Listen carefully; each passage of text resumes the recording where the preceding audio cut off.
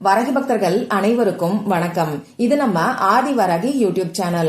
வரகி அன்னையோட அருள் பரிபூர்ணமா எல்லாருக்குமே கிடைக்கணும்னு மனசார பிரார்த்தனை செஞ்சுக்கிட்டு நாம இந்த பதிவை ஆரம்பிக்கலாம். இன்னைக்கு ஏப்ரல் மாசம் 17ஆம் தேதி புதன்கிழமை. ரொம்ப ரொம்ப அற்புதமான நாள்னே சொல்லலாம். இன்னைக்கு நமக்கு ஸ்ரீராம நவமி இருக்கு. வருஷத்துக்கு ஒரு தடவை மட்டுமே வரக்கூடிய மிக மிக சக்தி வாய்ந்த நாளா இந்த நாள் நமக்கு இருக்கு. இப்படிப்பட்ட அற்புதமான நாள்ல உங்களுடைய கோரிக்கைய, அதாவது வேண்டுதல 9 முறை மட்டும் இப்ப நான் சொல்ற முறைப்படி நீங்க எழுதினாலே போதும். நிச்சயமா உங்க வேண்டுதல் உடனடியா நிறைவேறும். நீண்ட நாட்களா நிறைவேறாத வேண்டுதல்கள் இருக்கிறவங்க கூட தவறாம இன்னைக்கு இந்த பரிகாரத்தை செஞ்சு பாருங்க. நிச்சயமா நீங்க நம்ப முடியாத அளவுக்கு மாற்றங்கள் ஏற்படும். உங்களுடைய வேண்டுதல் நிறைவேறதுக்கான வழி உங்களுக்கு கட்டாயமா கிடைக்கும். இது என்ன பரிகாரம், இதை யாரெல்லாம் செய்யலான்னு இப்ப நான் உங்களுக்கு சொல்றேன். இந்த வீடியோல பூஜை இல்லாத, வழிபாடு இல்லாத ஒரு முறைய பத்தி தான் நாம பார்க்க போறோம். அதனால ஆண்கள் பெண்கள் யாரு வேணாலும் செய்யலாம். பிறப்பு தீட்டு இறப்பு தீட்டு இருக்கிறவங்களும் தாராளமா செய்யலாம். பெண்களுக்கு மாதவிடாய் சமயமா இருந்தாலும் இந்த பரிகாரத்தை நீங்க செய்யலாம். இன்னைக்கு நீங்க அசைவம் சாப்பிட்டு இருந்தாலும் இந்த பரிகாரத்தை செய்யலாம். நமக்கு எந்த விதமான கட்டுப்பாடுகளுமே கிடையாது. உங்க வீட்டுல இருந்து, ஆபீஸ்ல இருந்து, நீங்க டிராவல் பண்ணக்கூடிய சமயத்துல, உங்க சொந்தக்காரங்களோட வீட்டுல இருந்து, இப்படி எங்கிருந்து வேணாலும் இந்த பரிகாரத்தை நீங்க செய்யலாம். அதே மாதிரி இந்த பரிகாரத்தை ஒரே ஒரு முறை இன்னைக்கு நாள்ல மட்டும் நீங்க செஞ்சாலே போதும். திரும்பி திரும்பி செய்யணுங்கிற அவசியம் கிடையாது. அடுத்ததா இந்த வீடியோவை நான் லேட்டா தான் பார்த்தேன், வேற எப்ப செய்யலாம் அப்படின்னு சொல்லி கேட்டீங்கன்னா இன்னைக்கு மட்டும்தான் இந்த பரிகாரத்தை நீங்க செய்யணும். ஒரு சில பரிகாரங்கள் அதற்குரிய நாட்கள்ல செய்யும் போதுதான் நமக்கு கை மேல பலன் கிடைக்கும். இந்த நாள்ல நமக்கு இன்னும் ஒரு ஸ்பெஷல் இருக்கு. இத இதுவரைக்கும் யாருமே உங்களுக்கு சொல்லிருக்க மாட்டாங்க. நம்ம சேனல்ல நான் தான் உங்களுக்கு ஃபர்ஸ்ட் சொல்லிட்டு இருக்கேன். அப்படி என்ன ஸ்பெஷல்னு பாத்தீங்கன்னா, உங்க எல்லாருக்குமே தெரியும், ராமர் பிறந்த இடத்துல, அதாவது அயோத்தியில ராமர் சிலைய ஜனவரி மாசம் பிரதிஷ்டை பண்ணாங்க. இதுல என்ன சிறப்புன்னு பாத்தீங்கன்னா, ஸ்ரீ ராமநவமி நாள்ல அயோத்தியில இருக்கக்கூடிய ராமர் சிலையோட நெற்றியில சூரிய ஒளி சரியா 12 மணிக்கு விழுகிற மாதிரி வடிவமைச்சிருக்கிறாங்க. இதெல்லாம் எங்களுக்கு தெரியும், இதுல என்னதான் ஸ்பெஷல் அப்படின்னு ஒரு சிலர் யோசிப்பீங்க. இப்போ இதுல நமக்கு 369ங்கிற யுனிவர்சல் நம்பரோட கனெக்ஷன் நமக்கு இருக்கு. அது எப்படின்னு நான் உங்களுக்கு சொல்றேன். இப்போ இந்த சூரிய திலகம், அதாவது சூரிய ஒளி ராமரோட நெற்றியில சரியா 12 மணிக்கு விழுகும்னு சொல்றாங்க. இந்த சூரிய ஒளி கரெக்டா நமக்கு 6 நிமிடங்களுக்கு இருக்கும். இப்படி 6 நிமிஷத்தை நாம நொடிகள்ல கணக்கு பண்ணோம்னா அது 360 நொடிகள் வரும். இந்த 360 நொடிகள்ல இருக்கக்கூடிய 3ஐயும் 6ஐயும் ஆட் பண்ணும்போது நமக்கு 9ங்கிற நம்பர் வரும். இப்போ 369, 360 நொடிகள்ல 3ம் 6ம் இருக்கு. அத ரெண்டையும் சேர்த்தா நமக்கு 9 வரப்போகுது. இப்போ அந்த 12 மணிங்கிறதுல இருக்கக்கூடிய 1ஐயும் 2ஐயும் சேர்த்தா கூட நமக்கு 3ங்கிற நம்பர் வரும். அடுத்ததா பாத்தீங்கன்னா 6 நிமிடங்களுக்கு இந்த சூரிய ஒளி நீடிக்கும்னு சொல்லும் போது இங்கேயும் 6ங்கிற நம்பர் வருது. இந்த வகையில பார்க்கும்போது இன்னைக்கு 369ங்கிற ஏஞ்சல் நம்பரோட சேர்க்கை நமக்கு ஏற்படுது. இந்த 369 ரொம்ப ரொம்ப பவர்ஃபுல்லான நம்பர்னே சொல்லலாம். நிக்கோலா டெஸ்லாங்கிற சயின்டிஸ்ட் நமக்கு கொடுத்திருக்கக்கூடிய நம்பர் தான் இது. இந்த நம்பரை பயன்படுத்தி நிறைய மேனிஃபெஸ்டேஷன் மெத்தட் இருக்கு. நம்ம சேனல்லையே நிறைய மெத்தட நான் உங்களுக்கு கொடுத்திருக்கேன். இந்த நம்பரை பயன்படுத்தி நாம செய்யக்கூடிய மேனிஃபெஸ்டேஷன் மெத்தட் எல்லாத்துக்குமே நிச்சயமா எல்லாருக்குமே கை மேல பலன் கிடைக்கும். அதனாலதான் வேர்ல்டு வைடு, உலகம் பூரா இந்த 369 நம்பரை யூஸ் பண்ணிக்கிட்டு இருக்காங்க. அந்த அளவுக்கு பவர்ஃபுல்லான நம்பர் தான் இந்த 369. இப்படிப்பட்ட 369ங்கிற நம்பரோட சேர்க்கை இன்னைக்கு நமக்கு ஏற்படுறது ரொம்ப ரொம்ப அற்புதமான அமைப்புன்னே சொல்லலாம். சரி, இந்த நாள்ல இருக்கக்கூடிய சிறப்பை நான் உங்களுக்கு சொல்லிட்டேன். இந்த நாள்ல நாம செய்ய வேண்டிய பரிகாரம் என்ன, இதுக்கு தேவையான பொருட்கள் என்னன்னு இப்ப நாம தெரிஞ்சுக்கலாம். இந்த பரிகாரத்தை செய்யறதுக்கு நமக்கு ஒயிட் பேப்பர் தேவைப்படும். கோடு போடாத அன்ரூல்டு பேப்பரா பார்த்து எடுத்துக்கோங்க.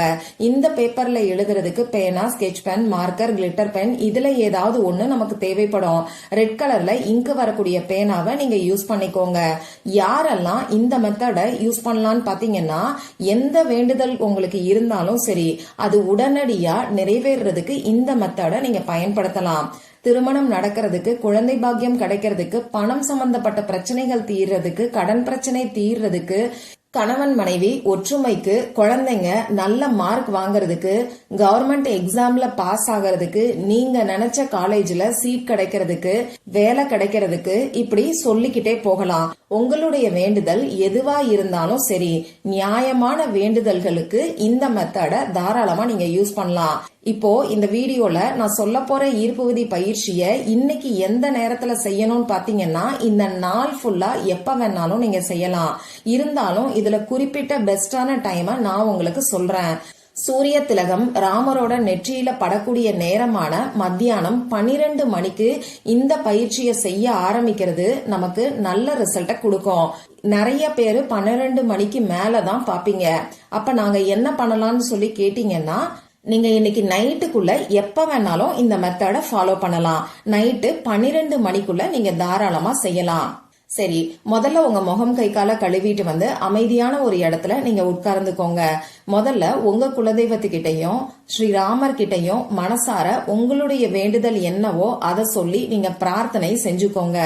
இதுக்கப்புறமா உங்க கோரிக்கைய இப்ப நான் சொல்ற மாதிரி எழுதுங்க.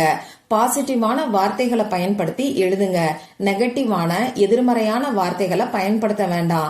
கடன் பிரச்சனை தீரணும், அடகு வச்ச நகையை மீட்கணும், நோய்கள் தீரணும், கஷ்டம், தடை இந்த மாதிரியான எதிர்மறையான வார்த்தைகளை பயன்படுத்த வேண்டாம். உங்க வேண்டுதல் நடந்து முடிஞ்சிட்ட மாதிரி, அப்படி இல்லைன்னா இப்ப நடந்துகிட்டு இருக்கிற மாதிரி நீங்க எழுதுங்க. உதாரணத்துக்கு சொல்லணும்னா, என் மனதிற்கு பிடித்த வேலை நான் நினைத்த சம்பளத்தில் கிடைத்து விட்டது அப்படின்னு சொல்லி எழுதலாம். கடன் பிரச்சனை தீரணும்னு நினைக்கிறவங்க உங்களுக்கு எவ்வளவு கடன் இருக்கோ அந்த பணம் உங்க கையில இருக்கிற மாதிரி நீங்க எழுதுங்க. உதாரணத்துக்கு, என்னிடம் 5 லட்சம் ரூபாய் பணம் இருக்கிறது, நான் சந்தோஷமாக இருக்கிறேன் அப்படிங்கிற மாதிரி உங்களுக்கு எப்படி அஃபர்மேஷன்ஸ் ஃபார்ம் பண்ண தெரியுதோ அந்த மாதிரி நீங்க ஃபார்ம் பண்ணிக்கோங்க. நோய்கள் தீரணும்னு நினைக்கிறவங்க நான் ஆரோக்கியமாக இருக்கிறேன் அப்படின்னு சொல்லி எழுதிக்கோங்க. இந்த பரிகாரத்தை நீங்க உங்க ஃபேமிலி மெம்பர்ஸ்க்காக செய்யலாம்.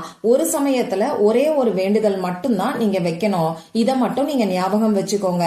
இப்போ இந்த மாதிரி அஃபர்மேஷன்ஸ் ஃபார்ம் பண்ணதுக்கு அப்புறமா முதல்ல நீங்க எடுத்து வச்சிருக்க கூடிய பேப்பர்ல 1 2 3 4ன்னு சொல்லி 9 வரைக்கும் கவுண்டிங்காக நம்பரை நீங்க போட்டு வச்சுக்கோங்க.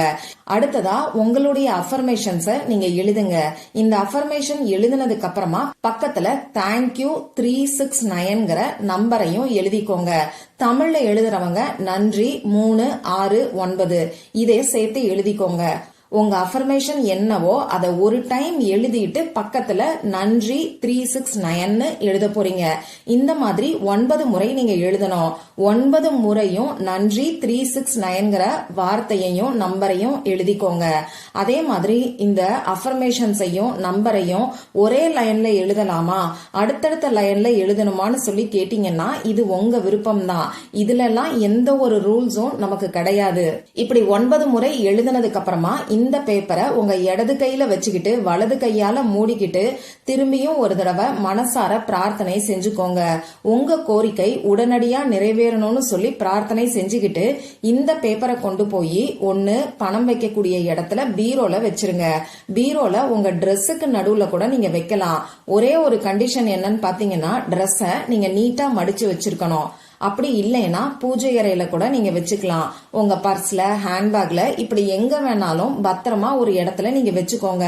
கிச்சன் ஷெல்ஃப்ல கூட நீங்க வச்சுக்கலாம். இந்த வேண்டுதல் நிறைவேறினதுக்கு அப்புறமா இந்த பேப்பரை எடுத்து நீங்க எரிச்சிட்டு அந்த சாம்பலை உங்க வீட்டுக்கு வெளியில வந்து பிரபஞ்சத்துக்கு நன்றிய சொல்லி நீங்க ஊதி விடுங்க. அப்படி இல்லைன்னா இந்த பேப்பரை ஓடுகின்ற நீர்நிலைகள்ல நீங்க விட்டுறலாம். உங்க வேண்டுதல் நிறைவேற வரைக்கும் இந்த பேப்பரை பத்திரமா நீங்க வச்சுக்கோங்க. மேக்சிமம் உங்க வேண்டுதல் 9 நாட்களுக்குள்ள நிச்சயமா நிறைவேறும். ஒரு சிலருக்கு கொஞ்சம் தாமதம் ஆனாலும் இந்த 9 நாட்களுக்குள்ள உங்க வேண்டுதல் நிறைவேறதுக்கான வழி நிச்சயமா உங்களுக்கு கிடைக்கும். அதனால நம்பிக்கையோட ட்ரை பண்ணி பாருங்க.